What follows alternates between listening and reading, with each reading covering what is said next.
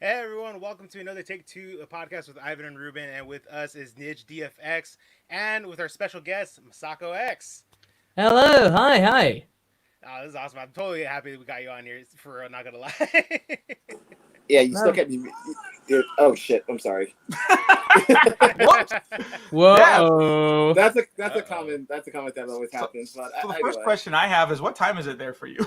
Oh, yeah. It's just gone. It's just gone 8 o'clock Okay, so Right in the on. morning or night? Yeah. in the evening. Okay, cool. So we're not keeping you like. Yeah. Okay. Yeah, we're No, not no, too no. long. You caught me while I was writing the script for What If Frieza Turned Good Part 9. Oh, Oh, sick. yes. Yeah, I've caught a lot of those in the R&R series, Mm. but we'll go over that a little bit later. So, but yeah. That's first off, sick. first off, like how are you doing? How are you doing with after everything going on in the world right now?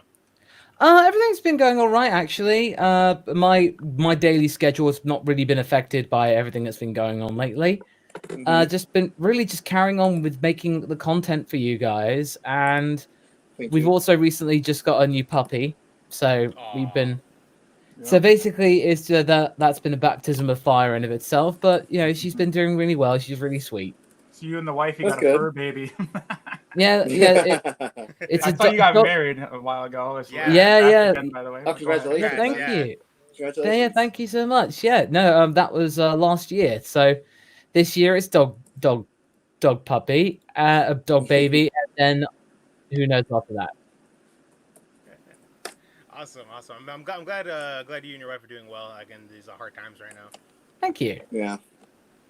All right, as always, everyone, there will be a Q&A at the end if any of you have any questions after we're done with our questions for MasakoX here. And the first question, I guess, I feel like it's a pretty simple one. What got you into making content on YouTube? Well, I pretty much was like I was doing content like basically when YouTube was almost brand new.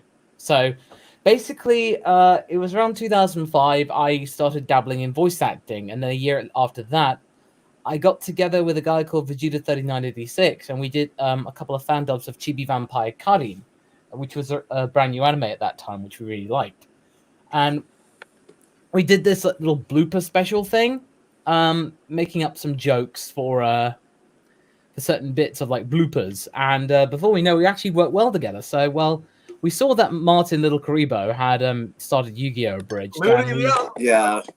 Yeah. That it was around. Yeah. He was at episode 6 at the time, and we thought, well, why don't we see whether we can do it with like something like Naruto or something like that. So basically, Nice. that come out, and I think we were the second series out after that, and we did that, and I thought, well, why don't we message Little Karibo and see whether he'd do a cameo in it, and expecting this was at the time where he didn't really talk to many people. And we thought, well, why don't we just ask? And I did. And he went like, yeah, sure. And he did a line for it. And in episode 1, because we just have Naruto transforming into Yami. And he goes, hey, this is my parody. And then he added, without even us asking to, believe it. And yeah, so we actually managed to get a response from him using the YouTube direct message thing, which back in 2006, it was really clunky. Like, who remembers YouTube Friends? Yeah, exactly. Yeah. That was Operation Yeah. Failure. It worked-ish, but some reason YouTube doesn't want to support. They're like, you got Twitter. Yeah, pretty much. Okay. Yeah, true. It was a similar situation that happened not too long ago with Mixer. Like, it was kind of like they kind of just went in, but then they just kind of got booted out. It's a similar-ish situation to Yeah. YouTube Friends, but I digress. All right, was it Ivan? You want to read the next question? Sure, I'll read the next question, and that is, what made you decide to only do DBX/DBZ content on your YouTube channel? Well, before the end of 2015, I was doing like various bits and pieces because that channel in of itself was just there for my content whenever I wanted to make something. And then I thought at the end of 2015, I'd actually watched Age of Ultron, and there was this scene, the scene where they're all at the log cabin, they're at Hawkeye's place, and Hawkeye's feeling a bit like Mizzy because he's feeling very out of the loop on the periphery. Like, he feels like, why am I even here? And yeah, his partner was basically saying, you're the most important out of all of them. What season was that? The second one, or I can't remember. It was Age of Ultron, so the second Avengers movie. Okay. Yep. Okay. So around about 2015, and it actually struck a chord with me because at that time I felt like, well, I wasn't really contributing anything to Teamfourstar. Like I wasn't really contributing much. So I felt like, well, I don't really have much of an identity outside of it. So it actually galvanized me to make content for my channel and take it seriously. That's when I started doing super reviews of the anime when it was coming out. I started episode 26, I believe. Yep. And I went on from there. And then I did, I think I did a discussion about Trunks being the missing link between Super Saiyan Blue and Super Saiyan. That was a theory back in the day. And then I did one about Super Saiyan 3 being dumb, and that really struck a chord. Within 2 months of me making that, I gained like double the subscribers. Awesome. Yeah, I remember video. when you started just breaking down a bunch of what ifs, and I was just sitting there just listening to them, just religiously just trying to get down. Like, oh, that's a good point. I even plucked in some comments here and there, and then you started doing some covers and stuff. Yeah. Well, I actually, incidentally, one of my first videos I'd actually put on that channel was a cover of a One Piece song. So the song covers have been going ever since 2007 in a way. Sick. Oh, nice. Absolutely. Sorry, I had my mute on still. No, it's all good. That's all right. Nid, you want to read the next question?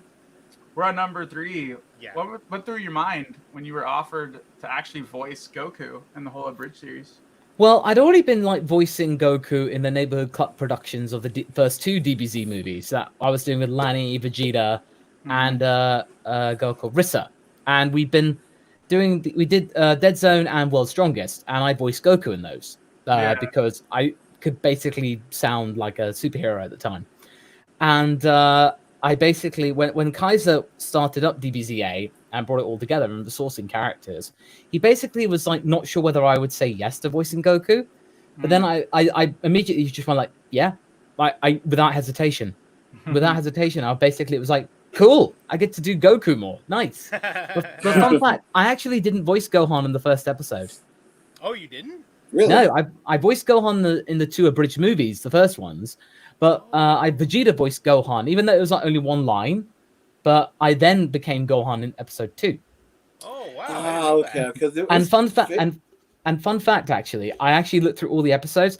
I am the only actor in the entirety of DBZA that has actually been in every single episode. Yeah, the only That's one. sick. Yeah. I would say that you have the biggest responsibility because you are Goku. Yeah. Well, even at the end of the day, like. But even Yeah, then, when Goku wasn't just going around episode 39, "Ah!" like he was screaming his lungs out. It's Gohan being a detective. It's Gohan being a detective in those episodes. Yeah, I remember that. It's good, man. It's good. That's awesome. Yeah. All right. So, Next question. what was some of your favorite moments? Like when you were doing this with the whole crew of Teamfourstar. Well, I mean, of course, getting to actually see the guys for the first time at YomoCon 2009. That was the first time because we'd spoken to each other for 2 years, but we never met each other. Yeah. And Nice. it was really like weird at first. But I remember the first time we saw Taka, he was in a car with Brad Swale, the guy who voices Future Gohan, in the Ocean dub. And Taka literally got out of the car while it was still driving up to the hotel valet, and he just bear hugged the 4 of us, and that was the first time we'd all been together. And when we first met little Karibo in person, they all hugged him, but when it came to him and I, we shook hands. And it was like, and then we were like, what are we doing? And then we did hug. It was like, why the Britishness all of a sudden? When he did the ultimate move, he's like, That's ultimate funny. attack. Full Nelson, a bear hug. Like, that was kind of like that when he did the And I was like, a full Nelson? That won't work on me. I'm Radix. Yeah. I can just see it now how it played out. The whole like rebuttal. That's funny as hell, yeah. Yeah. Well, I'll tell you that first time, really, doing a panel where it was so big, the line, it goes up to outside the hotel lobby and outside, and basically Angry Joe, like, marshalling the line. That was weird. That was surreal. Just like, you just get Joe out there, just going like, "Come on, guys, keep the line going." Just like when the that was line's over 9,000. Yeah.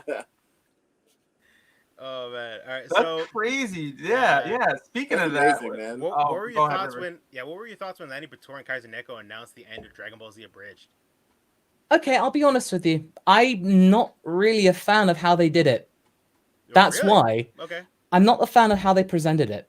Like, and I'm being just absolutely honest here. I thought this is way too dour. This is way too dreary, and the sadness here. Why are you being sad? Like, I understand the level of gravitas and the seriousness that needs to be put on display here, but to me, it just sounded like this sounds like a funeral. Why? Yeah, I get kind of you. actually I- felt at the some same point, yeah. way. I As had a Cell feeling- versus as Cell would say in the Cell versus Kenshiro, okay, but why though? So That's so good. I was like, I thought, well, okay. I then did a video on my channel called What DBZA Means to Me. So I thought, well, let's not be sad about it. Let's just celebrate what it meant and what it did for the fandom and what it did for the people that watched it. Yeah, just celebrate it. Like, a funeral is not a time to be sad. It's time to embrace the joy that that person or thing brought to the world. Mhm. Because Yeah. I just felt like it just felt really contrived, that video. Yeah. Like that Yeah. constant dirge, the music in the background. It just felt like, what are you Yeah. trying to do? And I'm like, I'm speaking as an editor here, and I'm like, I'm sorry. You should not do that. If you're gonna say something honest, don't add music. Because I see news reports doing that. That is not cool to do. It's So- very, That's not- it's kind of ridiculous. Very It's like- manipulating and It's for or- dramatic effect. It's like, you know, when you see I those wouldn't say commercials, it's not necessarily manipulating. I would say it's more like, it's Persuasion? unnecessary. It's It is. unnecessary. So as far as I'm concerned, mine was like a good. So I understand if they wanted to do it that way, it was that because they wanted to be serious. But I decided to add a counterweight to it, as in like, okay, you have that. Here's my take, which is a bit more positive. Yeah. Yeah. I mean, the way you just described everything, it literally that was like what a funeral procession exactly do. Yes, it is true that we're supposed to celebrate what, the good it brought us, but at the same time, there is going to be some degree of sadness. But I think the sadness you're describing, I think just people just took that way too far. Like like the most political diplomat just died, and it's millions of people are coming into a procession playing that sad ass Arm of the Angel music or whatever it is, and it's just like, I totally understand completely. It's just like the way I summoned Sarah McLachlan. Exactly. It's an 8 drop. No, I'm just kidding. I'm sorry. It's just I'm more of I see the best in everything, to be honest. And you're more optimistic than most people, Masako, to be honest. Now, my wife says I'm like that to a fault, and she's probably not wrong.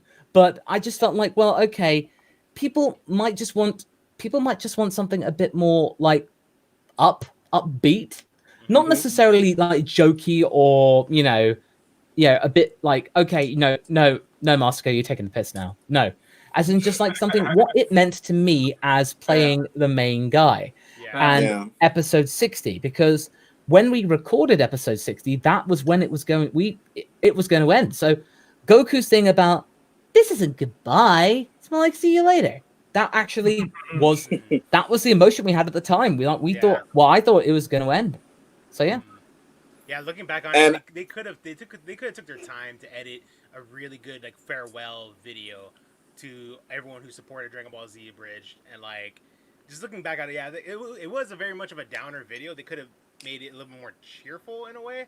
I would say like maybe like give some kind of clue about, hey, this isn't the be all end all. Like we're never gonna come back. Like maybe I don't know if they'll have other projects or not. I'm not entirely sure, but they could have. Yeah, exactly. Like they could have been like like this is way too emotional. Like this literally just felt like our dog just died and we're just burying it. Like and that's it. It's over. Like skedaddle or something like that. You know what I mean? But I totally agree with you, and I'm the same way with you. Like I try to take a positive spin to everything, so I 100% agree with you on that regard. Yeah, it's not my cup of tea, really. That even though I don't actually drink tea, I drink green tea. I don't either, but it seems to work as a good outro. I even got that one. Everybody else that watched. Well, as a certain person would say, you don't eat that horse. I like to have the thing horses for courses, as in like you have it for first, second, third, fourth, fifth, but either way, it just means whatever your preference, every horse is always something for everyone. Nice. Nice. So wait. How about this? How about you say subscribe to Nidge's channel or Ivan's or Take Two? You got to get that voice out of it too. Oh, come on. We get free cameo here. I'm just playing. Grit your teeth and subscribe to Nidge DFX. Nice. Nice. Yes! I'll take it. Yeah, man. I remember I did a bunch of like with your music and stuff. Like I don't think we're up to that question yet. So maybe I'll save it for that part. We'll go to the next question here. All right. And the next question is brain farted. I'm sorry. If you could get one of your what if stories animated on your YouTube channel, which one would it be? Oh, without a doubt, what if Frieza turned good? Without question. Okay. Because why is that then? Well, it basically to me is like, what if Outlaw Star was Dragon Ball? Outlaw Star? Yo, you watched that? Yeah, Outlaw Star's great. Like Outlaw Star and Cowboy Bebop came out at the same time by the same studio. Dude, I actually because I do Loot Crate. You know Anime America, right, Robin? Yeah. She got me into Loot Crates because I took her little like plug-in whatever, and I'm like, I'll try it. I ended up winning a random thing. I got a Cowboy Bebop board game, the Boogity board game or something like that. All right. Oh, it's amazing. Like, yeah, you can even play it by yourself too. So like, I watched a bunch of videos to kind of learn how to play it. I just got it a little bit ago, and I've been with other things. But yeah, I love Cowboy Bebop. I would watch the heck out of that. Yeah, I still remember episode 11. The moral of this story is never leave things in the fridge. I remember watching one of the movies at the ending. I don't want to say it in case others watch it, but yeah, that was oof. Yeah, but in realistically though, the Frieza turned good story is probably one of my favorites because it's like you realize this is a scenario which on the surface is quite impossible, but you feel like, okay, how can you even make this a possibility? Well, what makes the being? As from Kingsman, manners make the man. So you need to have a look. What makes Frieza who he is? Power. You take that power away, what is he? Nothing. He is absolutely nothing. Okay. He has the power, sure, like he has the strength, but if you take that away, and you take it by your own father doing it, he's absolutely broken. There's nothing left. Like literally broken. His arm is like detached from his body, and he has to then become an intergalactic drifter and start over with his own crew. So you take someone who is from neutral evil and take him to neutral, and then maybe even chaotic good. Depends on how he feels. Nice. Baldur's Gate or D&D references. I love you, man. Yeah, absolutely. And then and then in that you got to think, well, King Cole goes, well, that didn't work, back to the drawing board. So creates one who's even more maniacal, and you basically get lawful evil in Cooler, neutral evil in Frieza, and you get chaotic evil in the third one, which I've named Trojan after liquid nitrogen. Mm-hmm. Liquid nitrogen. So you think the character alignment of Frieza is neutral evil? I think it's neutral evil because he is evil. Those are the worst out of all the traits because they literally turn on the flip of a dime, which makes sense. Well, neutral evil, basically, if you want to say it in one line, I'm doing this for me. Yeah. As in, like, he's doing it for himself. Yeah. They are the worst because they literally will just switch parties. In the middle of a battle, they literally can turn around and run after the other. Exactly. King Cold and Cooler are lawful evil. They are lawful evil because you feel like King Cold as a king, he's a good king. He is unfair. He is cruel, but he's cruel, someone vicious, but as a king, he's fair. He sees the value in his assets, like with the Saiyans. He sees the value in them. Mm-hmm. So therefore, Frieza shows up. Exactly. Hello, monkeys. Talk to the finger. No, I've got this gut feeling. No, I've got this gut feeling that you're about to destroy me. Bye-bye. Yeah. Your Frieza voice is legit better than the one I hear in the show and the games. Yeah, you actually make a really good Frieza voice. That Frieza voice is perfect. I feel like I actually had a chance to interview Damon Mills recently, and he he's a good guy. Yeah, And Chris yeah. says he's a sweetheart, absolutely. So I what I do for my what if stories is I try and get a good approximation so at least people know who's who. But I don't try and be better than anyone else. It's nice of you to say. And I'm not cheapening the compliment or anything, but it's just like, yeah, I feel like I just want to make it clear that, you know, I am doing an interpretation. It's not the interpretation. Yeah. It's a great interpretation nonetheless. It's one of those well, you could clutch if you don't have the voice Frieza like to back you up. Versus like someone like me, if I want to do a Frieza voice, I'm out of luck. I can't like I have to find like somebody, you know, like you could actually pull off an episode of Goku and Frieza without getting a perfect understudy. The Frieza VA if he's not available. That's kind of I think what we're really coming at, you know. Well, it's a nice bit of banter that you can like do a bit of improv at conventions, so you can just have Goku and Frieza talking, and people will understand who's talking. Yeah. Mm-hmm. All right, Nid, you want to read the next question? Oh, sorry, I had my mute on. Yeah, if you can get one of you. Oh, oof. Okay, so as far as your your 7 fan art for your thumbnails, do you draw that? No, no. I wish I could, but no. I basically have 3 artists actually who do them. Nice. Sometimes I get a guy called Shia, and he's actually one of our storyboard artists for R&R. Cool. He recently came on for episode 5. He did one of his ones I really like is the What If Vegeta Was the First Super Saiyan? Nice. The one where you see Majin Goku. Like that one. There was a what if I submitted to you and you never saw it. It must have got buried in like the comments. Yeah, no, sorry about that, mate. But yeah, I sorry about that. I get a lot of these things, but you know, I'll try and dig through it. I'll try and dig through it this week. I can shamelessly plug it in right now, and you can flush it if you don't like it. But I wanted what if Piccolo learned Kaioken. And the exception, and hear me out, the exception is because remember, Namekians can regenerate their anatomies. Yeah. Even though he goes through pain, he can keep training the Kaioken. He can get times 1,000,000 or whatever. Even though his limbs are popping off, he can keep growing them back. He's like Wolverine. Remember Wolverine fights, he gets hurt, but he just keeps going. Yeah. So like he could be like the Wolverine. Oh, go ahead. Actually, in one of our what ifs, it does happen that Piccolo learns Kaioken. Oh, okay. So it does happen. So what you're saying is absolutely correct. I must have missed that then, because I watched a bunch of. I didn't catch them all. I'm gonna be honest. No, it was in relatively recent part. But no, what you are saying is absolutely, as you know, as Vegeta would say, that's not untrue. But yeah, the other 2 artists is a chap called Malik Torahane, who is actually the artist for Dragon Ball New Age, or the artist for Dragon Ball New Age. Yeah. And then also for the Frieza ones, I have a guy called I Am the Trev. It's DBZ Trev.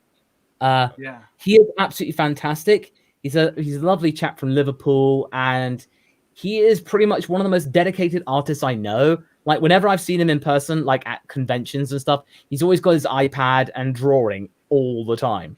Like he and Anime AJ are just talking to each other. He's casually drawing and yeah, he's dedicated. He's that guy, yeah. Nice. Yeah. Yeah, I did a lot of music when I was younger. I kind of finally stepped away from it now, but I would always just sit there and tapping and making rhythms and beats because drums is kind of my offset to make the pattern of the song. But I do a lot, guitar and composing, and piano. Yeah. Main jam. But when you're out there with your hands, you can sit there and tap on your shoulders and make stuff. So that's cool, man. Yeah. That's cool. When you hear other people do that, it kind of reminds you. It's like you're not that so out of there. There's other people doing it, So it's a good feeling to hear that.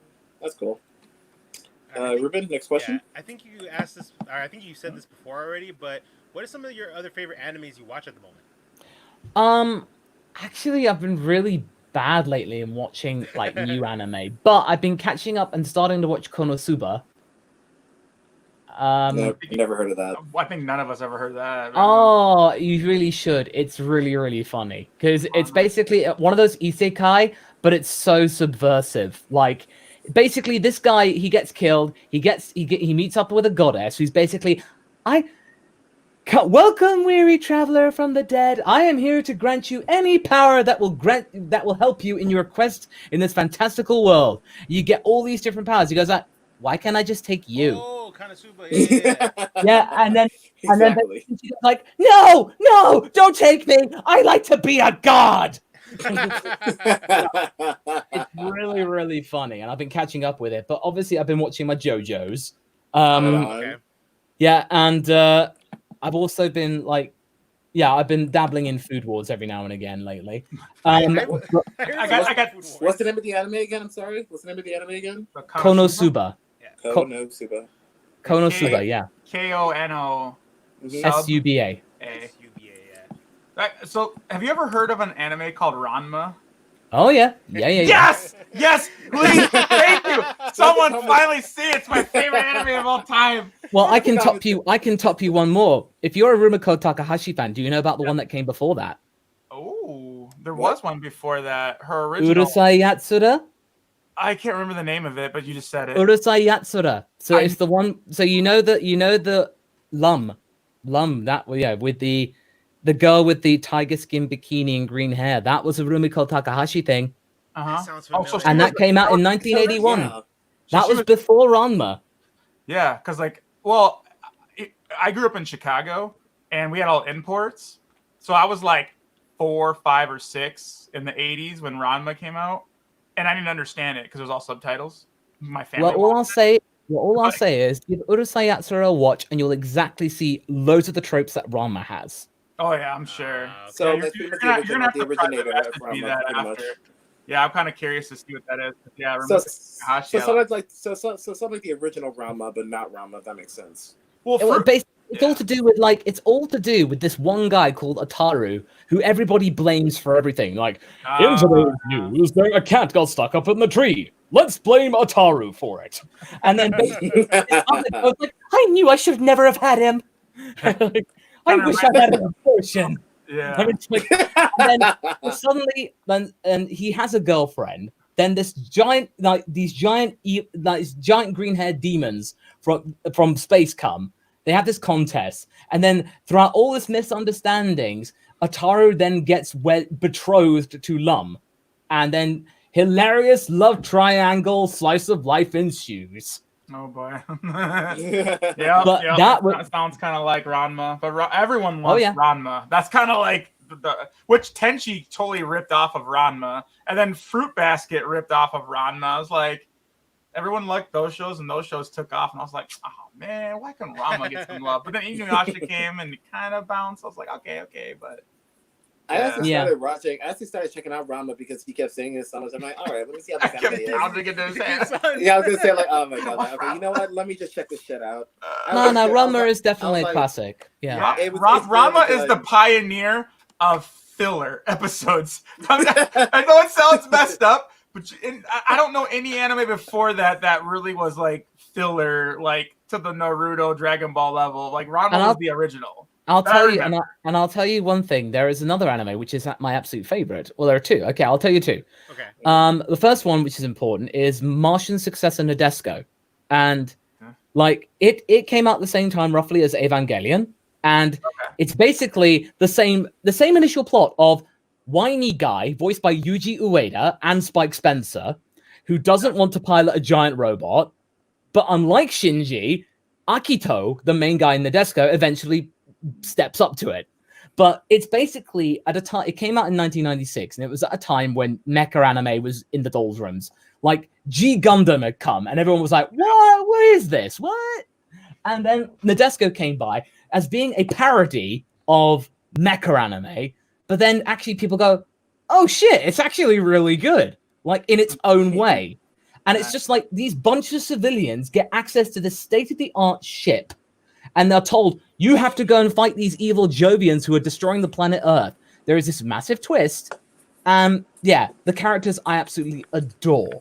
It's meant to be a parody, but turns out actually it's really good in of itself. It's only 26 episodes. Whatever you waste your time. And then my other one is one called Mysterious Girlfriend X. Never heard of that. Oh, it's only 12 episodes, but it's probably one of the best rom-coms I've ever seen of an anime. You might have heard it as the spit swapping anime. Oh my! The one where you have the connection through saliva. Gross. And but, and also it's and the manga is even better. The manga is even better. Like, if you get past that initial premise, you will realize that this is one of those rom-com animes that gets over the whole will they, won't they bullshit, and actually goes, yeah, they do. So you actually get to see awkward teenage romance, and they're not 16 or 18. So basically the author was like, do they get together? Do they actually do it? Probably not. Not really sure. Let's just roll with this. So let's just roll with this story and make it quite wholesome. Yeah. Seriously, I really recommend it. Absolutely. Okay. Because message us a lot of those after, because and also this was actually dubbed by Sentai Filmworks, and I was talking with Josh Greeley, who voices the main character in it, and I actually said I was a fan of it. He was like, "Holy shit, you are!" And he was like, nobody had heard of it. And Genevieve Simmons voices the main girl in it, and apparently Chris Ayres was the one that directed it, and they did that dub of the entire series in a week. Wow. They dubbed it in a week. Dang. damn. So it's very impressive to do it in a week. Absolutely. But yeah, definite recommendation. Yeah, for Right sure. on. Cool. Definitely check it out. So since we're on the favorite animes, I think the next question, if I'm not mistaken, is characters. It's number 9. Oh, no, we have question number 9, and that is, how did you deal with the copyrights of the original Dragon Ball? Well, we do again go with fair use, and we did not put ads on DBZA. Any ads that you do see on DBZA are ones that were put on by Toei. So we never claimed revenue from DBZA. So we were always there to put it up for people to watch, and we would always support the official release. This is what we want to do. We love Dragon Ball, and we want to spread the word about it. To have our own little tribute to it. So we never claimed any money from videos alone. So any money that was generated from ad revenue on those videos goes straight to Toei. So we would get copyright claims, but they would not be from people. They would all be robots, like automatic ones. Okay. So we put in the counterclaim and it would come off. So at the same time, so this contributed in a way to the end of DBZA, because it was like getting, after 10 years of dealing with the same thing without any sort of dialogue between us and Toei, it was like it breaks down the spirit. It breaks down spirit. Yeah, because I remember you guys just straight up just got deleted, and then you come back. Twice. And then Twice. It happened a few times. Yeah, I remember, and it's just to the point where, I could see the frustration there, where they can't even at least acknowledge you and like, hey, let's just at least some type of conversation needs to be had. Me and Ivan are dealing with that with another company on here. It's like, yo, just be straightforward with us. Like, it's cool, we're willing to, like, if you want all the take it. Like, we don't care. We just want to, bring towards to others entertainment, you know. And when you don't get that, it's disheartening. It makes it's a slap in the face. Yeah, right? It's a slap in the face. It's like what you were saying about, we're giving tribute. We're sharing our love for what we're reacting to, or for what we're showing to other people. But like, yo, this is amazing. You all should check it out. It's like, why are we getting punished for promoting your product? Having a serious conversation. Exactly. And a huge fact is that I actually made a video a while back. I gave shout outs to you guys and Prince Vegeta and Heavenly World, a bunch of people, like people that's been covering anime. The reason anime got so big in America is because of you guys. Yeah. It really is. It's the unsung hero speech that I gave. In a nutshell, because of you, what you did, there are so many people that know about Dragon Ball and actually watch it now. They never, ever would have gave it a chance in hell if it wasn't for you, Kat. It's like my nephew. He knew I liked Dragon Ball as a kid, but I threw on your stuff, dude. And he literally saw it, and he thought it was funny. He binged literally not even 3 days later, he watched all 60 episodes and just whatever. It was just like, Jesus Christ. Yeah, well, maybe it's like a week, but it was like he just went through it. Like, it was like, whoa. And then all of a sudden he's actually buying the original like shirts, and he's spending real money. And it's like, yo, even if it's only $60 they got out of him, that's $60 they never would have had. And you say 60 times how many other hundred thousands of kids out there that went through the same influence that my nephew went through. So like, for them to sit there and act like you guys weren't an asset is just a slap in the face, like Ivan said. So it's just it's crazy. And you guys were respectful. You guys weren't just like absolutely. You guys weren't just like I'm entitled. No, you guys were just like, look, we want to do what we got to do. You guys obviously had the long disclaimer at the beginning. You guys put your heart and soul into that. So thank you. I want to say for sure on my end, and I'm sure I know they feel the same way too. Oh yeah, absolutely. Thank you. I digress. Well, you're welcome. I ran too much, so you're welcome. But again, we don't assume anything. We are just here to entertain. I know, and that's definitely beautiful. That's definitely a beautiful thing. I mean, that was the case. That was the case when because me and Reuben, we just got done reacting to Hellsing Ultimate Abridged, and now I'm starting to watch the original anime because, like Ned said, it's because of people who do Abridged series and stuff like that. Parodies is why we got into anime. Right on. So after I'd done watching Hellsing Ultimate, I was like, okay, I gotta check out the anime, and I loved every second of it. So, well, I know the guy who directed it, Carlson Jaffe, is actually a fan of it. He actually came up to us at one ACON. It was like, dude, I love it. Yeah. Oh, cool. So one of the actual official the director got you back. That's good. That's good. That's amazing. Because I do remember that the Sean Schemmel kind of threw you under the bus ish. I remember at a VA thing. I don't want to bring up controversial stuff, so I'll leave it at that. Yeah, well, I mean, it is what it is. Yeah. And I'm not trying to be mean. I'm just no. I saw a video and I kind of said, okay, he's probably just covering his butt because he has to do what he has to do. But it just didn't seem right. It kind of hurt my feelings. That's just my opinion. I was like, come on, I want to see both of you on stage together, right? Like, bring everyone together. That's what I want to see. It doesn't mean I'm right. That's just what I want. So it would be nice. It would be nice, but I understand if it doesn't happen. Yeah. Well, you had to roll. You had to do what you had to do for us fans, and you guys, you paid a lot of price with the headache and stress. So yeah, so I can imagine every time the channels went down and everything. That's like that when your heart's in your throat, or like you just broke up after a long relationship. Like it's got that feeling. So I totally every time I saw that I was just like we're the fans are upset because where it is, but my mind right away is like their heart's in their throat. I know it right now, and it sucks. It's like it does, yeah. Because YouTube's got the best customer service ever, right? So communication. Oh yeah, 20 out of 10. Yeah. So exactly. Sucks. So try not to joke. I don't want to throw too much shade, but you get my point, my sarcasm. Yeah. So Nidge, I think this next question is the one you wanted to ask. So. Oh yeah, yes. What was this one? That's number 10 over there. Number 10. Yes. So I kind of mentioned a little bit before we started going live, and kind of hinted here and there. So as far as music goes and everything, did you ever end up making a band or creating one for like the music and on your free time? Like, are you making side stuff besides anime covers and stuff like that, or? No, not really. I mean, I work regularly with a musician called Jamie and Millie D. And a lot of the Eurobeat stuff of JoJo is what I work with on them primarily. But in terms of my free time, no, not really. I mean, I'm sort of self-taught with singing.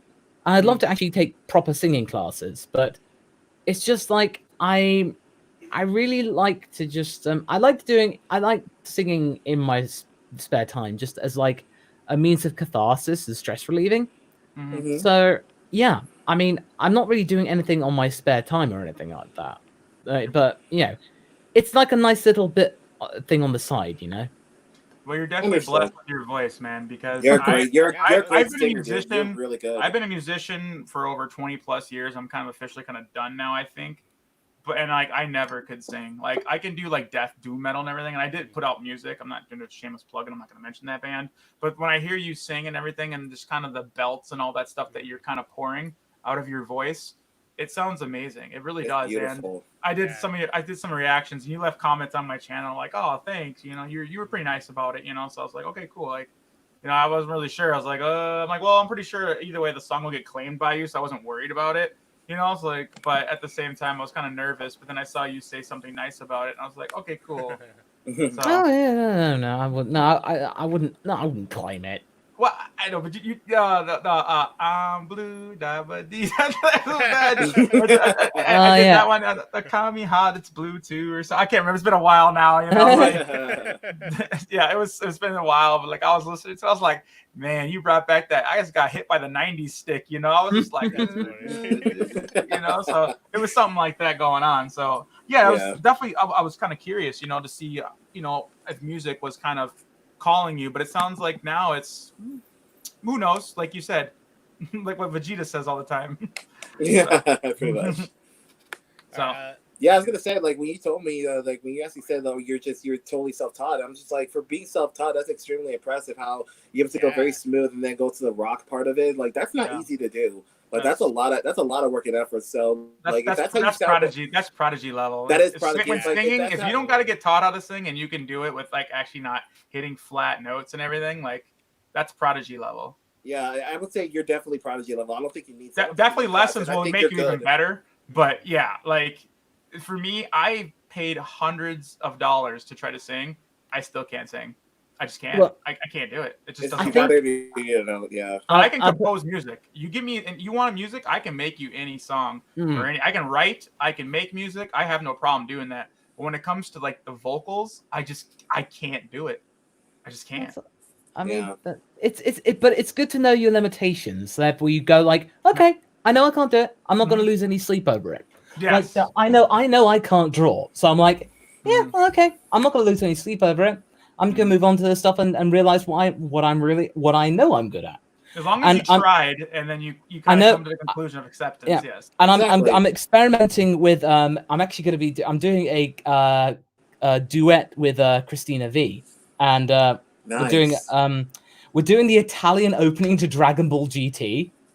Oh wow, Don or which one? No, Dragon Ball GT, because the Italian openings use synth pop, and it basically it sounds like Dragon Ball GT. It's for you and me in a world that wants really to be free. It's just like so proper 19th synth. Sounds pretty poppy. Okay. Yeah, that is, yeah. Yeah, no, but it's like it's so good, and like and Vegeta EX Kanzenshu is like the Italian opening for Dragon Ball Z. What is my destiny, Dragon Ball? Yeah, basically, it sounds so good. Like it's like the non-chala, the best non-chala foreign theme ever in his mind. Gotcha. And the Italian, you got to give it a listen. Like Dragon Ball Italian, a GT Italian opening, and you'll be like, oh my god, this is amazing. Yeah, I've never heard it. I'm always about that a lot of life, man. I love that, and oh man, I actually when they brought Broly in the theaters this last year or whatever, and then the year before they did like the 3 Broly movies. I don't know if you remember that with the tickets you could buy. Yeah. I went in there and I sat there, and when I saw the theater go, even though it was English, I didn't have a choice of like a Japanese or an English theater. It was only English in mine, but they at least still put the Japanese intro. I'm not gonna lie, my eyes were sweating when Head Shala played, and I got to see it on that 90-inch screen. I'll tell you something. So happy, I could not. My eyes were sweating, man. I had the pleasure of going to Japan. I was in Japan, and on Christmas Eve we went to Roppongi, and my friend who was my best man at my wedding, basically was like he was there as our guide in Japan in Tokyo. And he was like saying, I think this place has English subtitles. It didn't. We watched Broly in Japanese raw. And but it was made up for it. It's Dragon Ball. You can guess the plot. You can guess the plot. And he could speak Japanese, so he could give us a running commentary. But we got to have the 4DX experience. Like the seats would move, and every time there was a punch in the Arctic, blast of cold air. No. But it was really interesting. The Japanese audience, throughout the entire thing, nobody clapped, nobody said a word, and everyone just got up and left. It was so weird. But then we went to Wrestle Kingdom. No. But this is a Japanese thing. So we went to Wrestle Kingdom at the Tokyo Dome. Again, like normally at WWE, it's like pounding. Everyone's like cheering, yeah. But everyone just like everyone just goes, oh, and it's like watching golf polite. Or some shit. Yeah. But then but it's so weird. But then I went to the UK, and it's totally different. Everyone's cheering, everyone's whooping, and when Vegeta went Super Saiyan God, everyone cheered, and then woo, yeah, boy, and it's like, this is totally different. Yeah. Yeah, you don't mess with people in UK. UK, there's bottles flying around. Like, woo! I'm a Super Saiyan. And then it's so because it was so funny. Crazy. Like it gets crazy. with Resurrection, Yeah. it didn't get like that. It wasn't like that. But Resurrection F, I remember two things from watching it in London at Leicester Square, where all the premieres are. Okay. Resurrection F, when Android 18 said about Krillin, he's so cool. Everyone laughed. It was like, and then when Tin showed us, like, I'm sorry, I'm late. I was gonna bring Chiaotzu and Yamcha, but I didn't want them getting in the way. Everyone just laughed at Yamcha. It's like, Yamcha, man. I really wish Yamcha would make a comeback, but I just don't see it. Man. I don't see it either. We'll always have the baseball episode. Yeah, of course. He's basically the farmer. He makes the money for everybody, so everyone eats for free. He keeps swinging the bat and collects the check. You know. Exactly. That's it. He's contributing. Everyone can keep training, right? And I wish there was more of him to show. Like, I wish there was more of him to show because he has a lot of potential. They just haven't really bothered to give him anything. Yeah, but I feel like he's one of the show cut off. A character I really wish kind of didn't get forgotten about was Launch. You know, and that's obviously where you pay lots of tribute to her. Which is another next topic is coming up is Dragon Ball R&R, dude. You did a clever way of bringing her back because I've always said that. I'm right away. People, I'm like, bitch, she's the original Super Saiyan shit. Like, you know what I mean? Achoo, man, you go crazy. Let's go nuts, man. So yeah, how did that come about? The whole thing, man. Like. Well, I was doing the whole What If Raditz Turned Good series, and it was getting to the point where it was getting into the Super territory, and I was realizing, oh, dang, the kids don't do anything in Super. I just created these kids characters, and I'm like, what do I do with them?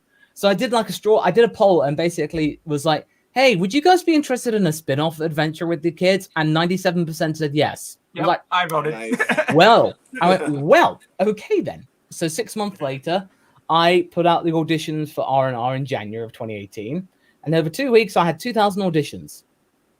Yeah, I didn't get the role, but I tried. 600 of them were Raditz. Yep. Okay. Yeah, and so I had eventually picked Kevin, and I'm so pleased with that Raditz. And Courtney for Ranch, perfect. I had like maybe 10 maybes, but Courtney managed to step up. I actually incidentally did an interview with her last week, which is celebrating Ranch's birthday, which was last Friday. Oh. Nice. Yeah. Yeah. So basically, it came about of just like wanting to give the kid characters, a chance to do stuff, as well as doing slice of life with Dragon Ball characters. Yeah, no, absolutely. At first, I was kind of like, the voice of Raditz is kind of, but then you realize after a while it grows. And you didn't mention, you're like, oh, by the way, I didn't really want the original kind of person to kind of copycat Raditz. I wanted a new, unique flush. After the role was, I was like, oh, oops, because I totally was just like imaging the original Raditz. Like a lot of people were. That's kind of what you mentioned. And you but then just I heard his voice thing. It really grew on me personally. I was like, okay, I like it now. I really do.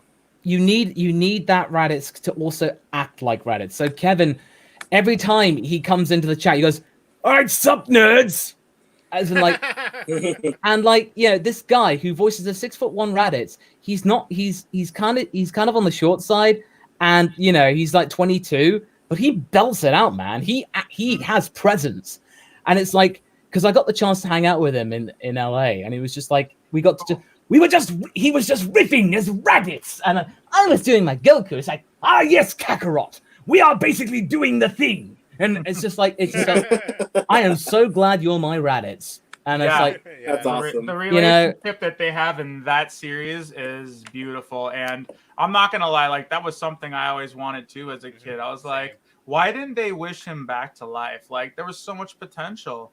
Like this is like Goku actually finally like getting back the family origin of where he came, and then he kind of ended up getting it through Vegeta.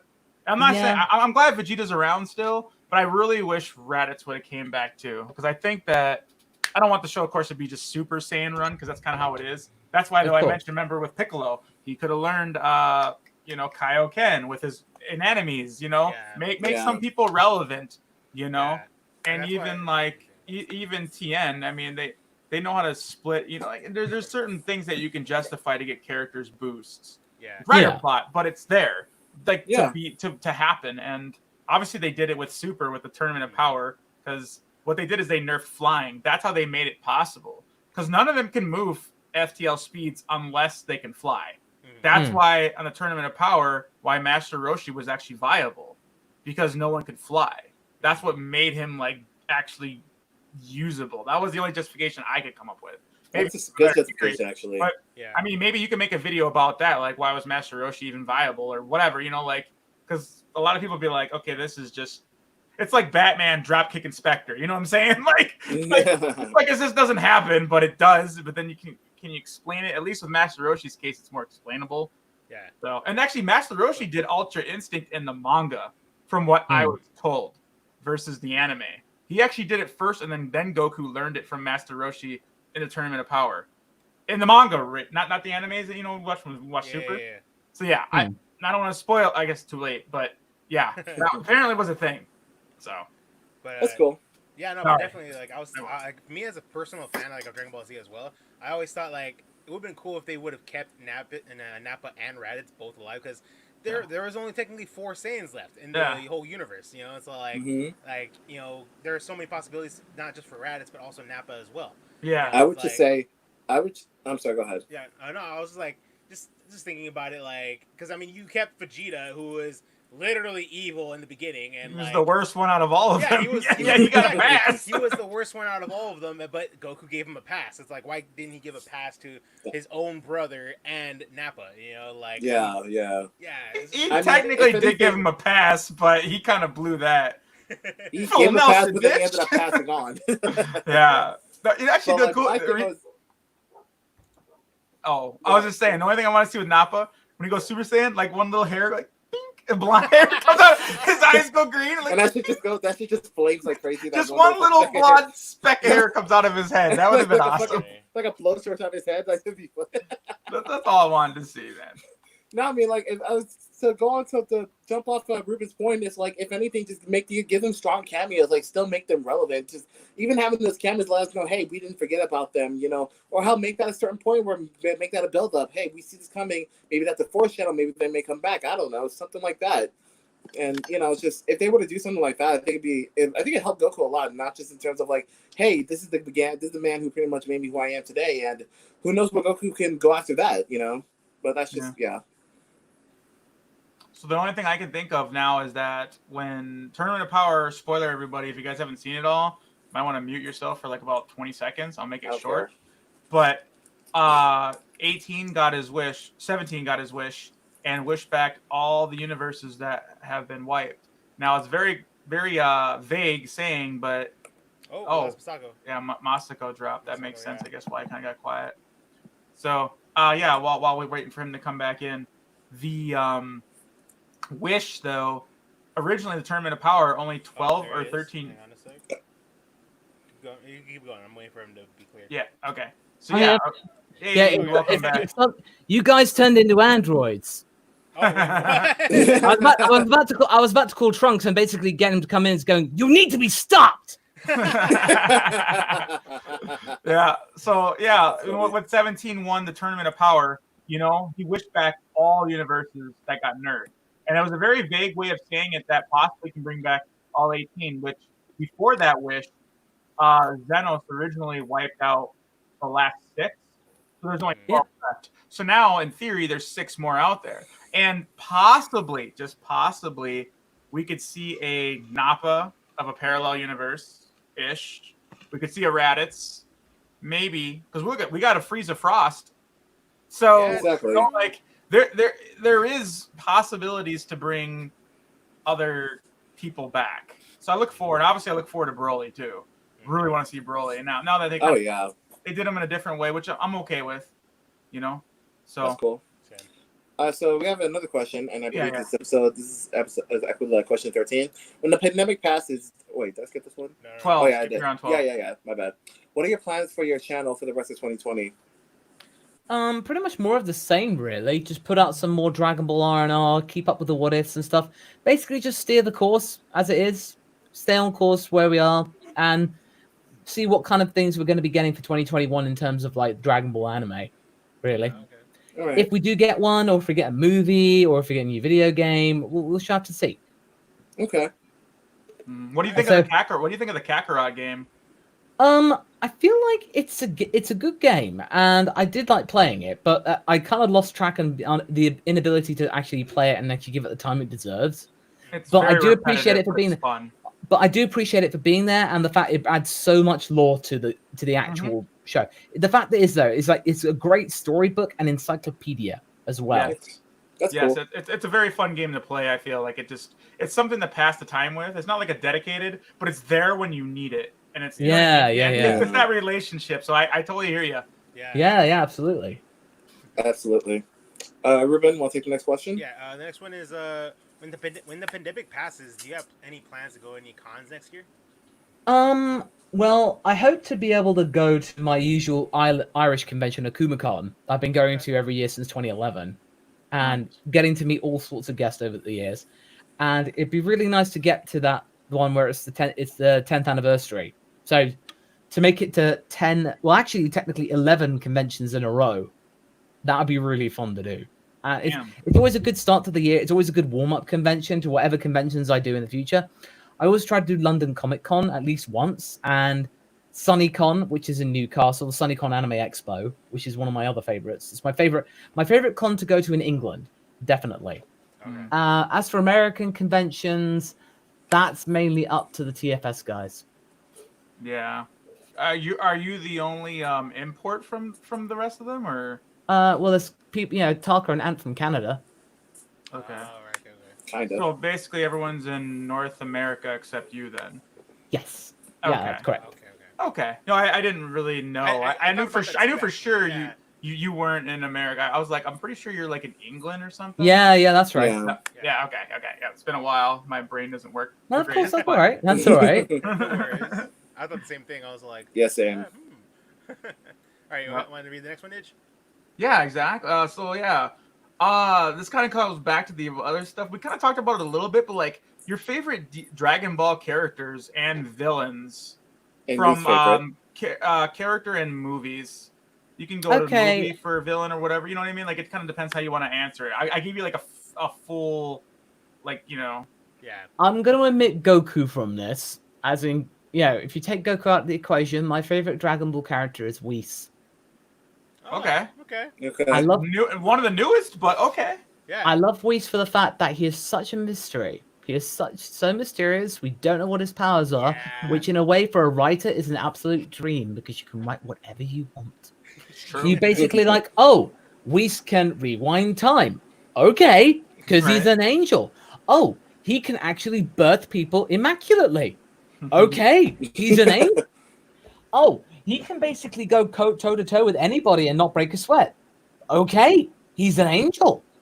And also, his personality is just adorable. And I did a panel with Ian Sinclair, and I think it's on YouTube. And you can actually see for the first half of it, we're just joking and geeking out because Ian Sinclair is a proper Dragon Ball nerd. Because he's like, oh, this theory, it's always really great. And I just love his vision of like, I always see Whis as this guy and everyone goes like, tries to beat him, and he's just like, no. It's just like, his attitude is so refreshing, and his dynamic with Beerus is so adorable. He's kind of like Goku a lot, actually, more than people realizes. He's even more carefree. Yeah, and he is the key to a good plot, because if you get a Whis who is acting very seriously and worried about something, then you know something's bad. I mean, especially he could also bring people back from the dead as well. He could bring people to Oh yeah, of course, he can do that too. Yeah. He can do that as well. He saved our planet, I'll tell you that much. Because Vegeta and Goku dropped the ball on that one. But so he came in with the clutch. Yeah, but no, he literally brought Frieza back to life as a gift from Beerus. Oh, that too. Yeah. But that was it was part of the plan that Frieza said, oh, you know, remember Goku made a swear, I'll get the balls and do it. Yeah, and Whis is like, oh wait, don't worry about it. Yeah, don't worry about it. Don't worry about it. The most famous plot. So what about villain then? Yeah. Oh well. And this can be from the movies. You can do both. Out of the main series, it have to be Cell. Yes. Yes. That was pretty cool. I like Cell. Yeah. Cell from the main series, and when it comes to the movie villains, probably beat. First form Hirudegarn. Oh my. Which one is that? Is that with Gogeta? The movie 13 with the Dragon Fist. Dragon Oh, Fist, yeah, okay. Not the one that looks like not the second one, the first one. The one where it's all muscles and veins and a giant freaking skull for a head. Oh, that big old freaky Dude, alien. that kaiju is freaking terrifying. It's like, It's oh my god. This That looks horrifying. At that point, you got to summon Godzilla. Shit, fuck Sinra. Seriously, it was like, that was one of the few times in Dragon Ball I'm like, holy shit. Like, whoa. Like, seriously, that villain looks absolutely terrifying and scary. And it's like, That's great. Wow. One of my favorites was, I think his name was Bojack. Was he the red one that can like pixelate and disappear? No, it's Janemba. Oh, Janemba. That was Bojack's the space with the one with the space pirates. Okay, no, yeah, Janemba. You had the appreciation for architecture. I just liked how he was like glitching between dimensions and stuff. And that it was a very cool. I like it just because of that sword he makes. I think that was really cool. Yeah. Yeah, he was like, I would say he's probably one of my favorite villains, Janemba, just because he was probably more fascinating to me personally. Yeah.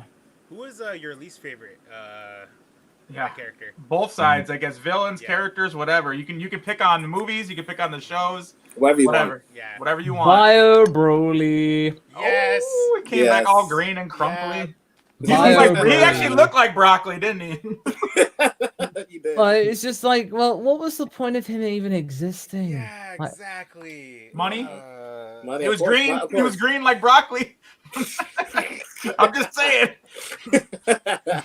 Go ahead. Yeah, and in terms of the worst character, Van Zant from Dragon Ball Z. How dare he shoot B?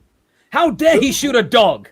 The hunter. The guy who basically tried to shoot Boo and then shot Boo's dog. Yeah. Oh, yeah. Boo went John Wick on that guy. Yeah, he did. He lost his shiza on him. I don't blame him. exactly. Wow, I feel bad. I didn't even remember that until you said something. Not many people remember the name. Yeah. I had to think for a second. I've got what? I didn't remember his name until I was like, me neither. Yeah. Well, unfortunately, my favorite guy, one of them is the farmer with shotguns. Since we brought up guns, because we all know farmer with shotguns the best. Hey, I better say something scary to make him stop.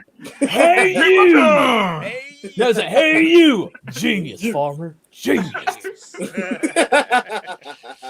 And didn't they say that Cell actually made the Cell games right on his property? Yeah. Wasn't that an Easter egg? I don't remember that. I think that's an Easter egg. When he made the Cell games, he did it right in his property.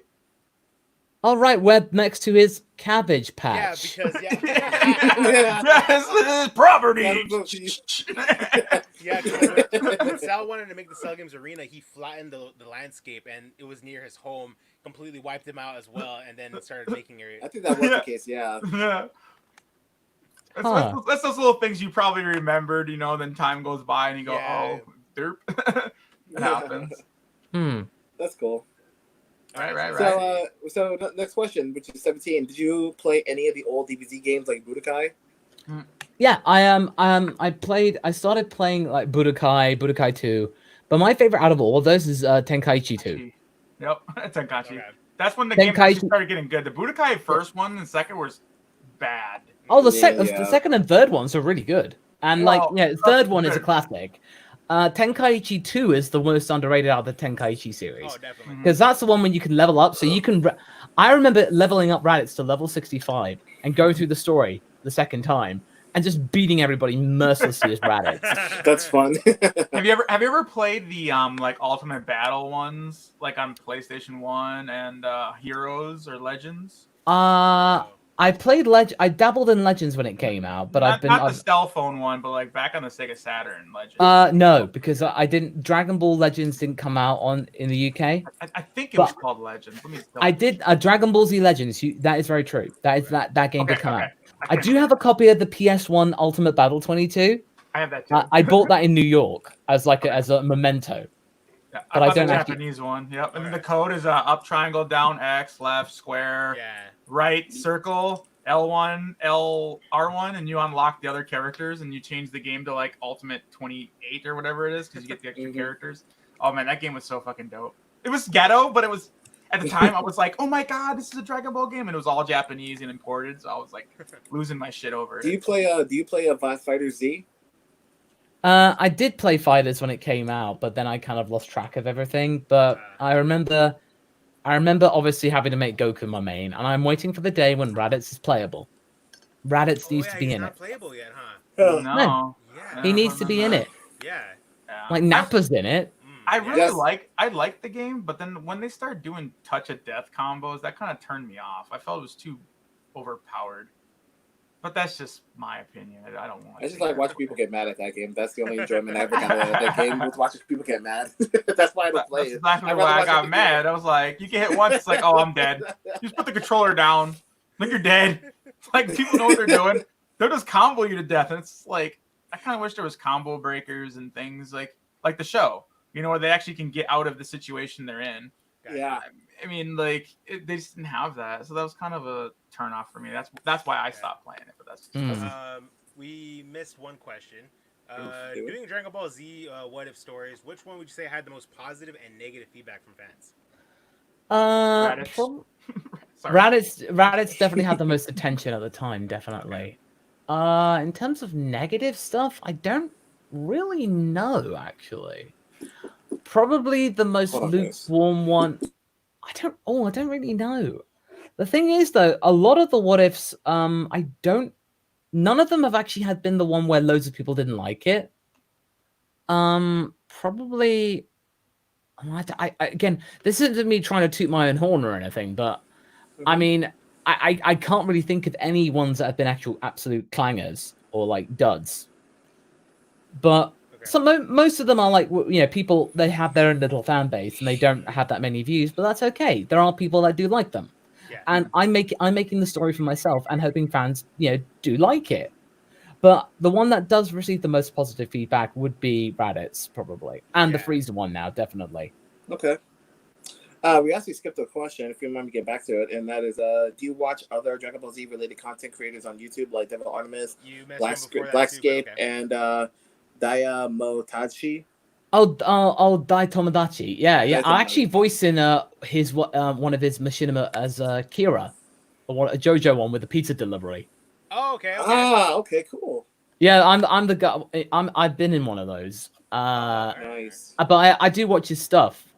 Like, I started getting into this Gohan verse. I'm only on episode 2. I do watch Geekdom. I watch Oppai Senpai, Kagi, and Rhymestar as well. And there is one. So yeah, I try and like dabble in Carthu's Dojo, Quaman. Yeah, and Expert Games. You. Oh yeah, Quaman. Quaman is the guy who got me into What Ifs. Yeah, yeah. He switched his name to Detective Q. Unless he's back to Quaman now. I can't remember. Yeah, no, he's Quaman. Oh, okay. I think originally he was Detective Q then, maybe? I don't remember, yeah. Yeah, but, and Carthu's Dojo, of course. Yeah. What about For Neverworld? Oh, yeah, no, I've seen some of Forever's content, but basically, you know, I've just been kind of like, again, my subscription feed has been neglected so much lately, looking after a puppy. Understand. And he does everything anime, so it's like, so I understand. Right on. There's one more question. Nidge, you can take that one. That's question 21. Yeah, the last question I would say is, if you could change one thing about Super, what would it be? For example, bringing back a character, using Bruce, Falconer music again, bringing back blood in DVS, or better animation quality. Just anything. What could you change? Get rid of the first 2 arcs. Movies already. Get rid of the first 2 arcs. I saw that coming. Start at episode 28 because basically have a if you want to do like a reanimate the movies, do a 1-episode recap, or even just like a 5-minute segment at the start of episode 28, and then go into the Universe 6 tournament. Because if you have that, you immediately set that the movies are their own thing. And you basically, if you wanted to have it on air, you debut on TV the first 2 movies. You play those 2 weeks before, get people hyped for Super. That buys you some time because you're a lot of labor. Shit. Yeah. Well, it was just a very, very poor start. It was a very poor start, and it like Super did evolve and adapt, and by the time you get to episode 131, you get something that's pretty good. You get something that's really, really good. And overall, I would think the Super is a 6.5, 7 out of 10. It's pretty good. And with Broly, if that keeps going in that direction, then that's like a solid 8 out of 10. 8.5 maybe. Yeah. So you think, if it can go the same direction, and to be honest, it just actually then brings into sharp relief the mediocrity of Tadayoshi Yamamuro. Yamamuro back in the day with the Broly movie and all of the movies up until like the end of Z, fantastic. But you then realize, well, wait a minute, he's actually a crotchety old man who openly admits he doesn't watch other anime and is very stuck in the past, and you see it entirely clearly when you watch Super Dragon Ball Heroes. Yeah. When you watch that promotional anime, it becomes clear that everything is the same. Camera pan up, the shot between the legs, the sudden punch to the gut where you go, like all the same tropes that you see time and time again. Yeah. And Vegeta getting possessed by something. Yeah. Like you see, wow. We haven't seen that before. Yeah, it's a good Yeah. I was gonna ask you about Heroes. Yeah, you need some fresh pair of eyes who actually watch more anime, and Naohiro Shintani, and having that crew being guided by him in some way, directly or indirectly, the future is really, really looking good for Dragon Ball. Yeah, the guy that about the one that drew the whole Yamcha what if in a sense, No, that's Dragon Garo Lee. Dragon Garo Lee is the guy who did that. Definitely helping a lot, like, he did a fantastic job with that. Like it's like he gets rewarded for dabbing into the like it's crazy, and then unfortunately, like you guys kind of got targeted on some ways, but I don't want to keep salt. I do have one question personally for you, and that is, were there any moments in whether it's the early Dragon Balls or any Dragon Ball episode that just made you, or moment that just made you rage quit, that just made you like hate the show temporarily? If that makes sense? Yeah. Yeah. When basically Videl was beaten half to death. Oh my god. Oh yeah. Yeah, basically, when I was 15 and I saw that for the first time, I had a major crush on Videl back then. I crushed hard on her. Yeah. And, absolutely, when I was 15, it was like, yeah, she's hot. And seeing that, you think, oh my god. And it was absolutely horrible. And you feel like even when it's anime, that went too far. Because even when you get the audience members of the tournament going like, oh my god, this is terrible. Like, why isn't anybody stopping this? Yeah. Because I'm pretty sure there's a rule in no killing. Yeah, well, they didn't give they gave 0 Fs. They were trying to resurrect Bobbity and Boo. I know, but still, it was just like, oh my god. Yeah. So that made me almost rage quit. Yeah, it was definitely something. I don't blame you there. Yeah, that was hard to watch. Damn. Forgot about that for a second. Yeah. Thanks for ruining my day, Masako. I was kidding. The takeaway is, you're welcome. There we go. Nice. So we got some questions pouring in that I see from the side. Is there anything else that we're gonna ask them real quick, or should we pass it off to the audience? Let's just pass it off to the audience. I think we got done with all our questions. Well, you guys got it. I can't laugh again. Let's see. I'm gonna see if I can find any first questions. Wait, what? That's Nidge. Let's see. Any plans for original content, MasakoX? I don't understand that question. I'd love to do some original content, but honestly, I need to tread carefully with that because there's no guarantee that people will like it. It's always a big risk. That's why I do R&R. R&R is a good interim solution. It's a good thing of making your own story using characters and tropes and worlds that already exist, and then coupling in with your own original characters. Yeah. So you have a good halfway house solution. Yeah. And as in, it gets people used to the idea of your writing style and how you write, using things that people are familiar with.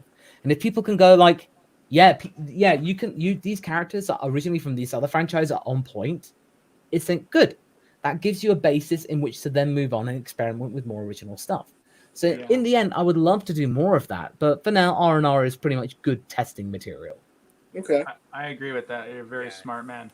Absolutely. Let's see. So, From Max Inky Boy as well, thinking about going to VidCon in London? I've actually already been. I went last in February 2019. I actually got to meet Odd Ones Out. That was a lot of fun. Awesome. And turns out he's a fan. Nice. Cool. Nice. So basically, I get this shot of like James of like just coming up to me and giving me a bear hug. It's just like, yeah, oh, that's so cool. And then something else, YT. All this, yeah, a lot of those Storytime animators are big fans of TFS. So I was like, who knew? Nice. Yeah. That was fun. Yeah, I and ran out. getting to VidCon, that was nice. And the panels were good. And yeah, just go. And then I was allowed to go because my channel manager is based in London in YouTube. So she got me to get backstage. So I got to like chat with Birdkeeper Toby, who I'm friends with already. And just like casually walking past Hank Green, it's like, oh, cool. All of these YouTube people. Hi. But me being the character, I was just there for the food. That was actually Nice. well, that's the thing. In those parties, I don't go to like network and mingle and stuff like that and be a pretentious douche. I'm there for the food. I'm there for free food. That's me. That's me. Fuck everything. Fuck everything else. The food's right there. We got another question, and that is, how did you get into Teamfourstar?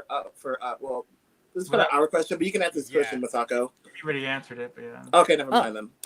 Well, you can do a quick recap in case Gamer missed it. Yeah. Well, in short, we all like Kaiser, Lanny, Taka, and myself. We had a common affinity with Dragon Ball Z, and Taka and Kaiser got together and thought, well, why don't we do DBZA? And they approached me, and that was that, really.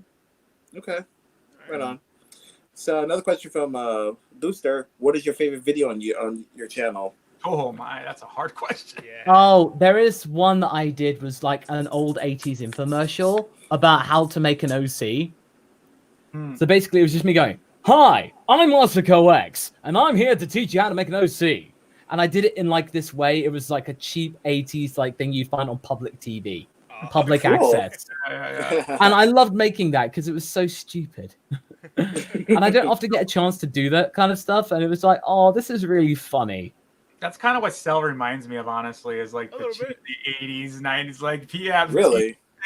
That's how I get out of him. Like, Hello, my name is Mr. Perfect Cell, and I have the perfect solution for your home. Yeah, It does actually. Yeah, It yeah, does. Exactly. It does. I was gonna say, I couldn't hear it until now. So perfect, and Yeah. Mr. Perfect was a thing in the WWF day, and yeah, I don't know, it was weird. I digress. That's All good. right, let's see. Laser Danger X, thinking about creating a spin-off channel? Well, I do have a second channel, which is just my name for any kind of content that is not Dragon Ball related. But I don't really know. Maybe if I was like doing my own original content for original show, I might make a second one, like a brand new channel. But for the most part, I don't really have any other plans in the foreseeable future. All right. That's cool. Let's see. One, I'll do a shameless plug-in real quick while he does all that. right. Oh, yeah, no problem. Question from Christian. Are you thinking about coming back onto this podcast, Masako? If you guys would have me, Of course we have you. Yeah. Absolutely. right on. Then yes. We'll give us some time, and yeah, we'll definitely catch up again. I put it on the private chat for you two. I'm not a mod on this. Oh, okay, hang on. So go ahead and put it on the live. For all you cats that are watching right now, your chance to subscribe to his personal will be showing up pretty soon right now. Oh, right on. Right on. Please Thanks. go subscribe to him. Please go support him. Yeah, He's definitely. great. There you go. So Post it in the live chat. All right. there you go. Next question All right. from Octo Boy. Are you thinking about? Oh, this is reacting for to- me. Oh, for Nidge. Dragon Ball on my channel. I react to Teamfourstar's and Masako's work. I did all the R&R. I did some of his music. He's obviously okay with it. You know, like I said, my channel don't mess with anything unless I have permission. With it. That's how I do it. And yeah, as far as normal, like when Super comes back, it's such a danger zone because I almost got my channel deleted, and I practice what I thought was heavily fair use. I mean, the episode's 30 minutes long, and I only showed maybe 2 minutes, and I never went beyond like 10 seconds at any time of what I was showing. And I for sure, you know, with commentary the whole time, you know, and adding memes and stuff and like GIFs to it, and it still was like a heart attack. So I'm gonna stick to the parody writing and all the, you know, stuff like that. So That's fine. Boy, I think like if I'm going to do Super, I'm literally just going to have a timer at the bottom, and I get hated for it because people want me to show the full episode because obviously those people really don't want to pay to watch it. They rather just get it for free for me and then tell me to shut up while I'm reacting because I'm talking too much. When that's the whole point of the damn reaction. So it's like, Sorry, hope I answered the question and I digress. All right, next question, which is what's your favorite episode of Dragon Ball Z Abridged, Ivan and Reuben? My favorite episode was actually one of the earlier ones that I think it was like this is one we just started reacting to before they stopped. Someone said, "That's right, fuck boys," or whatever the episode was. That was one of my favorite ones. And this was like, it's been a while since I saw that episode. It's been like 2 years. But if you guys know what I'm talking about, then I off the top of my head right now on a quick draw, the one that comes to my mind is when Vegeta and Kakarot were fighting when Vegeta went ape, literally shit. And he's like, "Hey Kakarot, what's the opposite of Christopher Walken?" Christopher Reeve! Like, it was like, man, I'm telling you. That was done a terrible taste. I was drinking vodka, and that shit went through my nose and out, and that shit burned for like 10 minutes. But it was like it was so funny. But I was just in pain, but I was laughing. You guys ever had that go through your nose and you don't want it? I did. Had a drink. It was like vodka cranberry or whatever. Yeah. It's so perfect. And I was watching it with my one. This is another example. This is a cat that never watched Dragon Ball, but he got into it, and now he likes Dragon Ball because of it, besides my nephew. And when he saw it, we both were just fucking dying. I had to pause that shit because after that, they were still saying some funny shit after that. I had to stop because I wanted to not listen anymore. So that's for sure is one of my favorites. Just share a funny moment story. That's awesome. I think one of my favorites probably had to be the Dragon Ball Z Kai Abridged episode 2. Yeah, I think that was that one. Yeah, the Kai ones are so funny. It's just a mashed up, ridiculous recap of the whole previous season that they did, and it's just ridiculous. And even like sometimes the characters question like, "What is going on?" Like, those ones are definitely some of my favorites. Like a little bitch, Frieza. Like a little bitch. Cheeky little bastard, man. Masako, do you have a favorite Dragon Ball Z Abridged episode for yourself?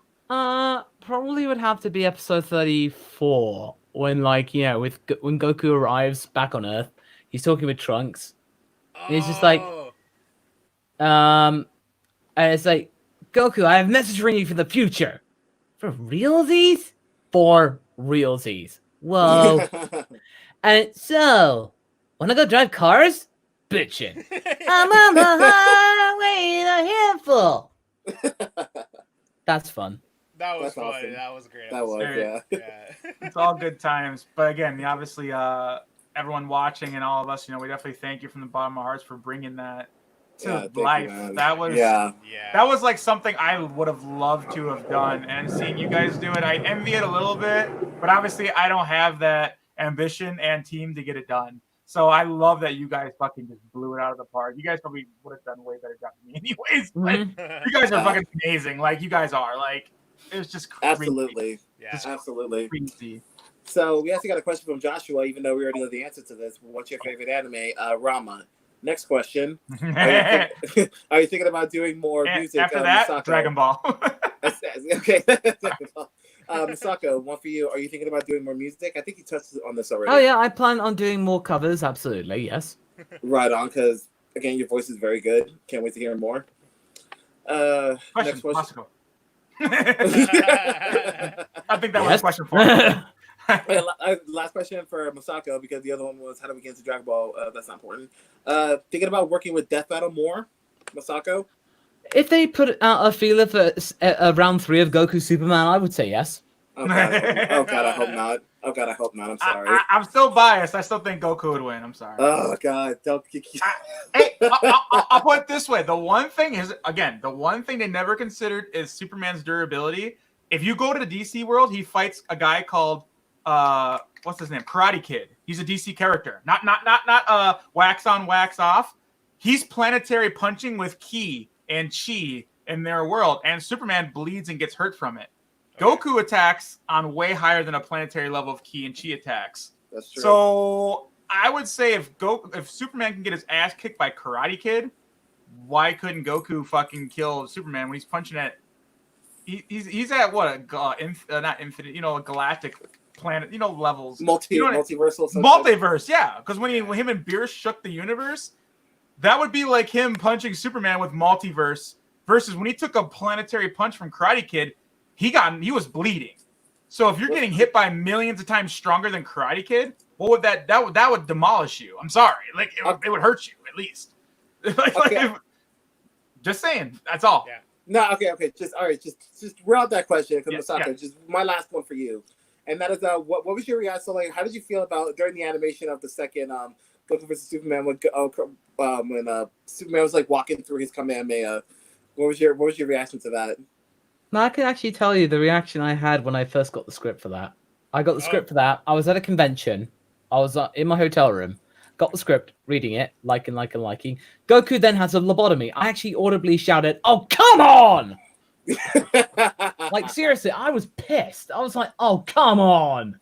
Because I thought, surely Super Saiyan Blue. I thought God Ki was divine magic. Yeah, I thought that would have been enough to do it. Exactly. But apparently not. So I'm not gonna lie. I was audibly pissed. I'm with you on that. Like I said, man, just look up Karate Kid versus Superman if y'all don't think I'm lying. That's just funny. saying. And Superman, in fact, can't move faster than the speed of light on planet Earth. Look at Superman versus Flash. It's been stated several times he can't because he'll destroy the planet when he moves too fast. So he's limited to small, and his durability. How the hell would that work? He'd get his ass smashed. I'm just saying. They'd have to go to like the Tournament of Power, and that's if the story allowed them to go there.